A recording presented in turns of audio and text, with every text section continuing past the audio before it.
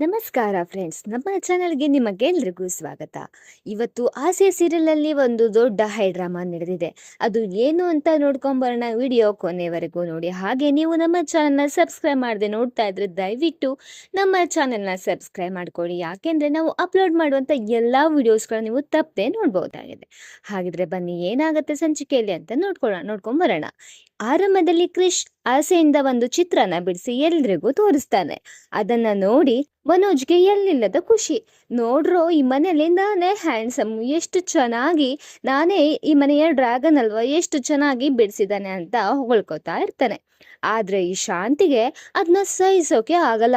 ಮಗು ಅಷ್ಟೊಂದು ಕಷ್ಟಪಟ್ಟು ಬರೆದಿದ್ದ ಚಿತ್ರನ ಎಲ್ಲರ ಮುಂದೆನೆ ಹರಿದು ಹಾಕ್ಬಿಡ್ತಾಳೆ. ಇದನ್ನ ನೋಡಿ ಮನೆಯವರೆಲ್ಲ ಶಾಂತಿಗೆ ಚೆನ್ನಾಗಿ ಬೈತಾರೆ. ನಿನಗೆ ಕಲೆ ಅಂದ್ರೆ ಗೌರವ ಇಲ್ವಾ? ಆ ಮಗು ಮನಸ್ಸಿಗೆ ಎಷ್ಟು ನೋವಾಗತ್ತೆ ಅಂತ ಎಲ್ರೂ ಅವಳನ್ನ ತರಾಟೆಗೆ ತಗೋತಾರೆ. ಇನ್ನೊಂದ್ ಕಡೆ ಶಾಂತಿ ಬಾಯಿ ಬಂದಾಗೆ ಮಾತಾಡ್ತಾ ಇರ್ತಾರೆ. ಆ ಪ್ರಮೀಳ ಅವ್ರು ಕೃಷ್ಣ ಇಲ್ಲೇ ಬಿಟ್ಟು ಹೋದ್ರಲ್ಲ, ಒಂದು ಕಾಲ್ ಕೂಡ ಮಾಡಿಲ್ಲ ಮೊಮ್ಮಗ ಹೇಗಿದ್ದಾನೆ ಅಂತ. ಅವನು ನಮ್ಗೆ ಮೋಸ ಮಾಡ್ತಿದ್ದಾರೆ, ಇಲ್ಲೇ ಬಿಟ್ಟು ಹೋಗ್ಬಿಟ್ರೆ ಅವನ ಜವಾಬ್ದಾರಿ ನಾವೇ ತಗೋತೀವಲ್ವಾ, ಇವಳು ಆರಾಮಾಗಿರ್ಬೋದು ಅಂತ ರೇಗಾಡ್ತಾ ಇರ್ತಾರೆ.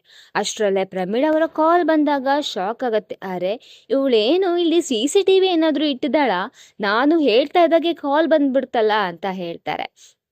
ಈ ಸಂಭಾಷಣೆಗಳು ತುಂಬಾ ಕಾಮಿಡಿ ಆಗಿವೆ. ನೀವು ವಿಡಿಯೋ ಟಿವಿಯಲ್ಲಿ ನೋಡಿದಾಗ ನಿಮ್ಗೆ ಗೊತ್ತಾಗತ್ತೆ. ಸೊ ಇಲ್ಲಿ ಪ್ರಮೀಳಾ ಅವರು ಹೇಳ್ತಾರ, ಇಲ್ಲ, ಊರಲ್ಲಿ ಜಮೀನು ಮಾರೋ ಕೆಲಸದಲ್ಲಿ ಬ್ಯುಸಿ ಇದ್ದೆ, ನಾನು ಬರ್ತೀನಿ ನೆಕ್ಸ್ಟ್ ವೀಕ್ ಅಂತ ಹೇಳ್ತಾರೆ.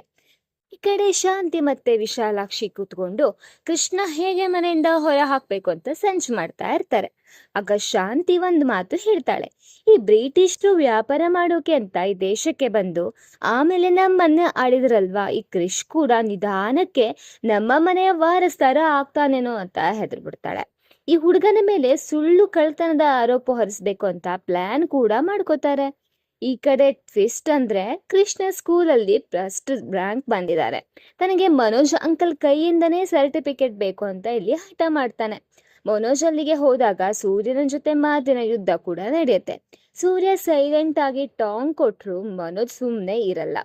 ನಮ್ಮ ಅಪ್ಪು ಬಾಸ್ ಅವರ ಫೇಮಸ್ ಡೈಲಾಗ್ ಹೊಡಿತಾನೆ, ಫಸ್ಟ್ ಬೆಂಚಲ್ಲಿ ಕೂತವನಿಗೆ ಬೋರ್ಡ್ ಮಾತ್ರ ಕಾಣಿಸುತ್ತೆ, ಆದ್ರೆ ಲಾಸ್ಟ್ ಬೆಂಚಲ್ಲಿ ಕೂತವನಿಗೆ ಇಡೀ ಪ್ರಪಂಚನೇ ಕಾಣಿಸುತ್ತೆ ಅಂತ ಸೂರ್ಯ ಸರಿಯಾಗಿ ಉತ್ತರ ಕೊಡ್ತಾನೆ. ಹೀಗೆ ಇವತ್ತಿನ ಎಪಿಸೋಡ್ ಮುಗಿಯುತ್ತೆ. ವಿಡಿಯೋ ಇಷ್ಟ ಆದ್ರೆ ಲೈಕ್ ಮಾಡಿ, ಶೇರ್ ಮಾಡಿ. ಹಾಗೆ ಇದೇ ತರ ಅಪ್ಡೇಟ್ಸ್ಗಾಗಿ ನಮ್ಮ ಚಾನೆಲ್ನ ಸಬ್ಸ್ಕ್ರೈಬ್ ಮಾಡ್ಕೊಳ್ಳಿ. ಈ ವಿಡಿಯೋ ಹೇಗೆ ಅನಿಸ್ತು ಅಂತ ಕಮೆಂಟ್ ಬಾಕ್ಸ್ನಲ್ಲಿ ನಿಮ್ಮ ಅನಿಸಿಕೆಗಳನ್ನು ತಿಳಿಸೋದನ್ನ ಮರಿಬೇಡಿ.